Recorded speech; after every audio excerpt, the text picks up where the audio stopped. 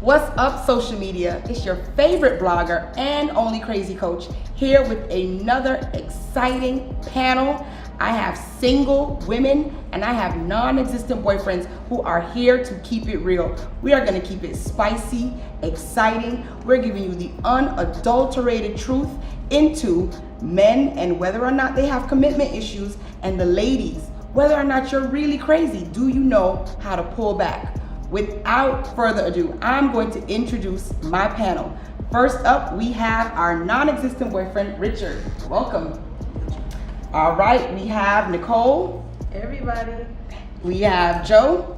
Greetings. Alex. And we have Tia. Hello, welcome.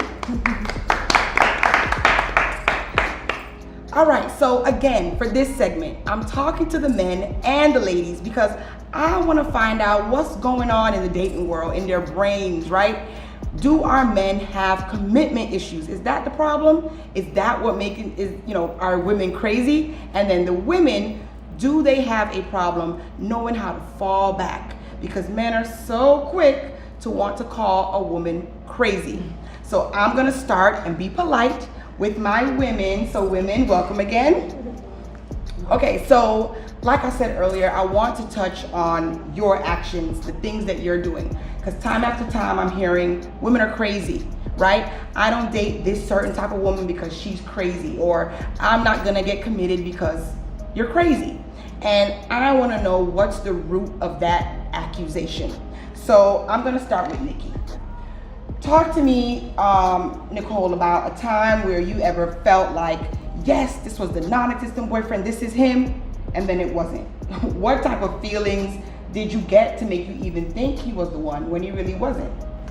Because he would act like he was my boyfriend. Like that's what they do. Instead of being real up front, they like to act. They act. You gotta elaborate on that, please. Please elaborate. They wanna. Okay, so those, good morning, beautiful. Good morning. Those texts. Don't text me that. Don't ask me how my day was if you don't really care how my day was. Okay. If you just want to see me tonight, then just say you want to see me tonight. But when you start asking me how my day was and acting like you care, and then when you kind of start acting like you don't care, now I'm mad. Okay? Got you. And now I gotta call Toni and ask her, friend, what's going on? Yes. And for those of you that don't know, right? Controlling your crazy isn't just about, slashing his tires. It's controlling those emotions for a man that's not your man, in spite of what he may do, because I'll be the first to tell you, these non-existent boyfriends out here can be ruthless. So I get it. Okay, thank you, Miss Nicole. All right, Tia, do you think women even know how to scale back, how to fall back, how to pull back? Because they'll like a guy and just want to dive in. Do you think single women have the capability to pull back? Absolutely. Okay. But that all depends on mental maturity and emotional maturity. So the less maturity the woman have emotionally and mentally, then the less she pulls back and don't know when to stop. Got you. Yeah, so for me it depends. Yeah. Okay, and would you say that there's an age attached to Absolutely. that maturity you're talking about? Absolutely. I'm not the same T I was in my 20s versus me being T at 34. So my maturity is much more, emotionally, my maturity is much more different than my 20s. So yeah, it depends. Okay, what about the 40-year-old that can't stop acting the fool? Because I know a few of them. Yeah, me too, girl. But them, well, again, it goes back to your experience, your environment, your social influence when it comes to your sense of maturity, mentally and emotionally. So who are you talking to? What kind of conversation are you having with your girls? What kind of conversation are you having with a guy? So if you're not having mature conversation or you're not in an environment that's mature, then that mental emotional state is not mature. I love that. And I mentioned before on my social media, you can't take clothes from a naked man, right?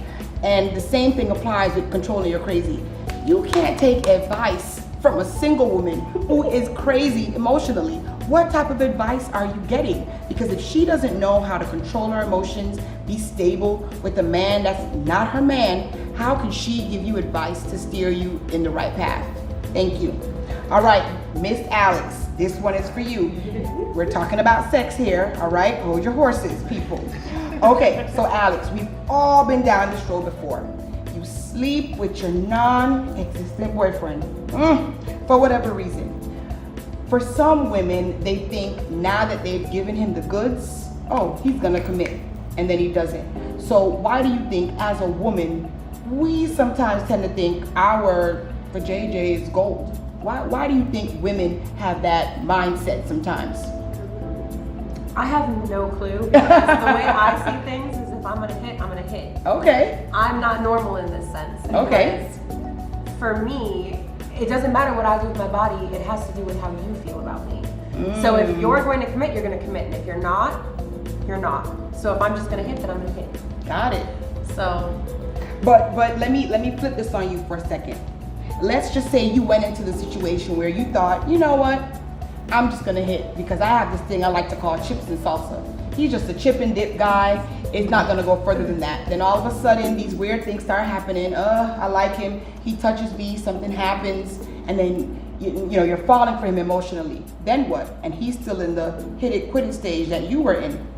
I can't make him do anything. Okay. So if he's not gonna do it, he's not gonna do it. And if he's just gonna keep, you know what I mean?